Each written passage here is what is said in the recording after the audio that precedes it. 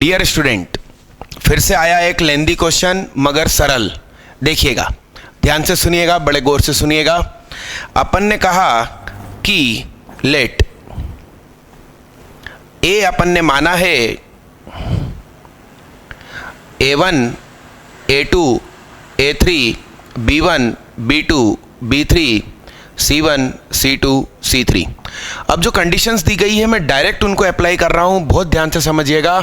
x1 यानी कि ये, तो जो a x1 है वो ये 1 इसके ऊपर आके लेट जाएगा और तीनों से मल्टीप्लाई होगा, यानी कि A1 plus A2 A1 A2 A3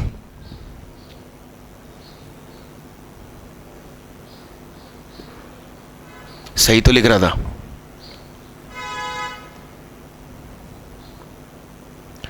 B1 B2 B3 C1 C2 C3। बस कितना सिंपल बना। और इज इक्वल टू में हमें दिया गया है B1 मतलब 1 0 0। इसका मतलब हमसे कहा A1 plus A2 plus A3 की वैल्यू 1 है और ये दोनों की वैल्यू 0 0 है। अब मेरी बात सुनो दोस्त, हमसे बोला है AX2, तो AX2 मतलब इसका मल्टीप्लाई इन से, तो इसका मल्टीप्लाई A से, तो दोस्त क्या बनेगा ज़रा देखो, ये तो बुड़ुम हो गया।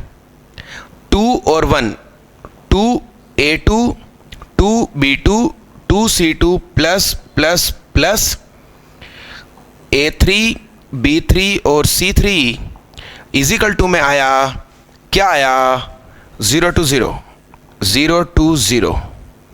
और एक और चीज़ हमको दी गई है AX3, तो AX3 बड़े गौर से देखो, इसको ऐसे लाना है, इसको ऐसे, तो ये दोनों तो धुआं धुआं हो गए, A3 B3 और C3। ध्यान से देखो प्यारे बच्चे, बड़े गौर से देखना, इसके सामने है ये 0 0 2, तो सिंपल हमें C3 की वैल्यू 2 मिली और ये लोग हैं 0 0। अपन भरना शुरू कर देते हैं 0 0 2। चलिए, तो 0, तो ये भी 0, बात खत्म हो गई। 0, तो ये B2 हुआ 1। यस प्यारे बच्चे, मैं डायरेक्ट फिलिंग कर रहा हूं, बहुत ध्यान से देखिएगा। और C3 है 2 और ये 0 हो रहा है, तो इट शुड बी -1। अब चलिए यहां आते हैं, ये तीनों का सम 0 है, ये ऐसा है तो ये ऐसा होना चाहिए, और ये ऐसा है तो ये ऐसा होना चाहिए, और ये 1 हो रहा है तो यहाँ 1 होना चाहिए। डन मेरे दोस्त।